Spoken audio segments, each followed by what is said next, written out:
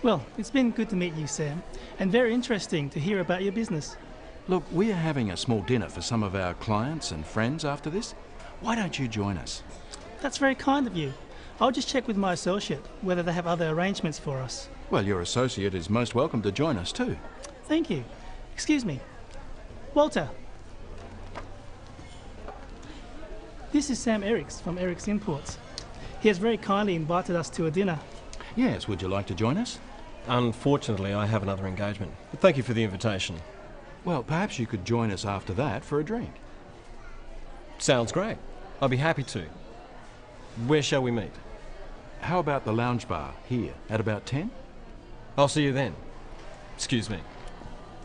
Lynn, Victor's joining us for dinner. Oh, wonderful. I hope you don't mind. Of course not. You're most welcome. Well, shall we make a move? Would you mind if I just say goodbye to a few people? No problem. We'll see you outside in a few minutes. Okay.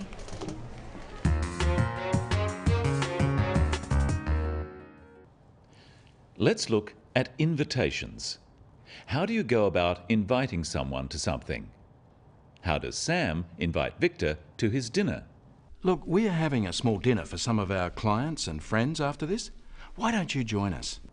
Spoken invitations in this kind of situation are semi-formal.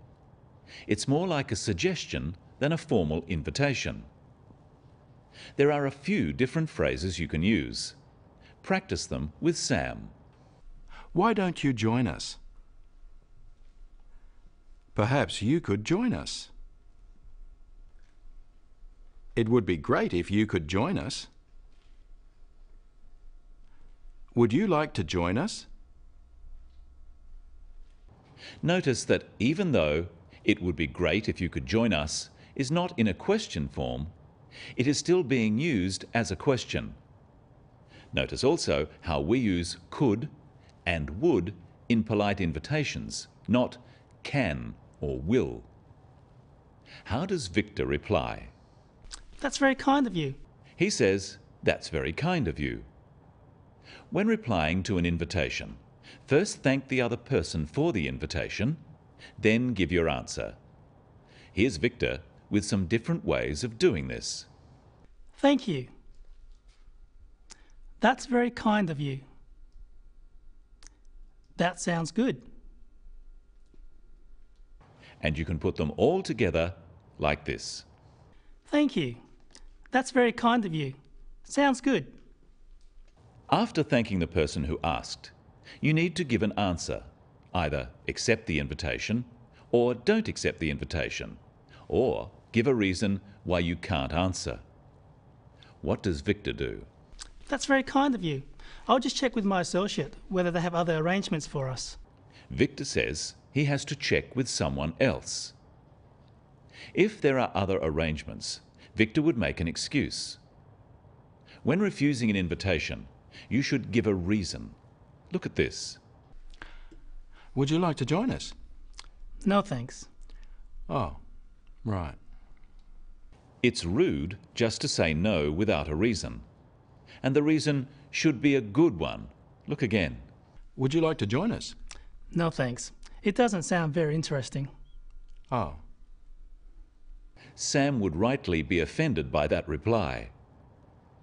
So what are some ways of making a polite excuse? Listen to Walter. Yes, would you like to join us? Unfortunately, I have another engagement, but thank you for the invitation. Walter doesn't need to say what his other engagement or appointment is, just that he has already made another commitment. Notice that he still thanks Sam for the invitation. Practice with Walter some other ways of making an excuse. Unfortunately, I have another engagement. I'm afraid I have another commitment. I can't, I'm sorry. Perhaps another time. By saying perhaps another time, Walter is being polite and friendly rather than just declining the invitation. Notice that he says, "I can't." This implies that he has another commitment without having to say what that commitment is.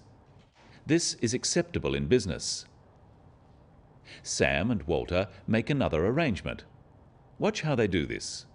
Well, perhaps you could join us after that for a drink. Sounds great. I'll be happy to. Where shall we meet? How about the lounge bar here at about 10? I'll see you then. Sam says, perhaps you could join us after that for a drink. By saying perhaps, he is leaving the invitation open. Walter is under no pressure to accept. Practice these phrases using perhaps with Sam. Perhaps you'd like to join us later. Perhaps you'd be interested in meeting us for breakfast. Perhaps we could meet later in the week. Notice that Sam says you'd. Perhaps you'd like to join us later. You'd is short for you would. Walter accepts and they make the arrangement. Notice the slightly less formal way Walter accepts. Sounds great. I'll be happy to. Where shall we meet? You can use these simple phrases to accept an invitation. Practice them. That sounds great. Sounds good. I'd love to. I'd be happy to. Walter says, where shall we meet? You can use shall or will, but shall we is a common usage in questions simply because it is easier to say than will we. Shall is also used when asking for or making suggestions. Let's look at how Sam makes the arrangement. How about the lounge bar here at about 10? I'll see you then. By asking where shall we meet, Walter is leaving the details of the arrangement up to Sam. Sam gives a place and a time. But because this is an informal meeting, he doesn't make it sound like an appointment. He says, how about the lounge bar? How about invites the other person to say if it is not convenient. And he says, at about 10, as a question. This also leaves room for the other person to suggest a different time. Practice these two phrases with Sam. Listen carefully to Sam's voice and whether he uses a rising or falling tone. How about the lounge bar here? About 10? Walter confirms the arrangement by saying, I'll see you then. This is now a definite commitment and an end to the arrangement. Notice how the stress is on the word then to confirm that the time is definite. Try saying this, I'll see you then. Let's have a look now at the end of the scene. There are some more useful phrases. Lynn, Victor's joining us for dinner. Oh, wonderful. I hope you don't mind. Of course not. You're most welcome. Well, shall we make a move? Would you mind if I just say goodbye to a few people? No problem. We'll see you outside in a few minutes. Okay. Victor says, I hope you don't mind. It's a polite way of asking for someone else's approval. But Lynn can't really say no since Victor is listening. But Lynn politely confirms the arrangement.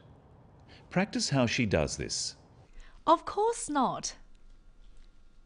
You're most welcome. What are the main points we've learned today? When inviting someone informally, make it sound like a suggestion. That way, if someone can't accept, they don't feel so bad.